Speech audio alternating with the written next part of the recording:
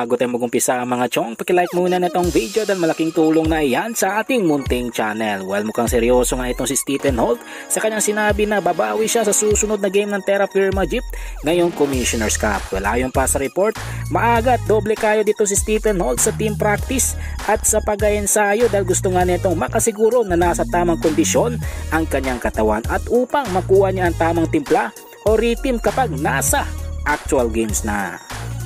Ay ibang balita, punta naman tayo sa 6'10" big man na Magnolia Chicken Templados na si James Laput na malaki ang na-improve sa kanyang performance kung saan kitang kita ito ngayong Commissioner's Cup. Well, ayon pa sa report, super thankful itong si James Laput sa Magnolia, especially kay Coach Chito Victolero na laging nakasuporta at nagtitiwala sa kanya. So good luck na lamang sa mas lalong gumagandang playing skills at performance ni James Laput ngayong season. Well, panghuli sa ating balita mga chong, patungkol naman kay Mikey Williams na wala ng kontrata sa TNT Tropang Giga matapos ang bigo at mahabang renegotiation. Pero ayon naman sa latest report, kahit wala itong kontrata si Mikey Williams ay meron pa ring mga PBA teams ang interesadong kunin ang serbisyo neto tulad ng mga kupunan ni Boss Al Francis Chua na Barangay Ginebra at San Miguel Beermen. Pero ang malaking tanong, papayag kaya ang TNT management na i-release ang rights ni Mikey Williams at kukuha na lamang ng kapalit? Well mga chong, hanggang dito na lang ang ating balitang PBA at syempre huwag kalimutan mag-subscribe at i-like itong video bilang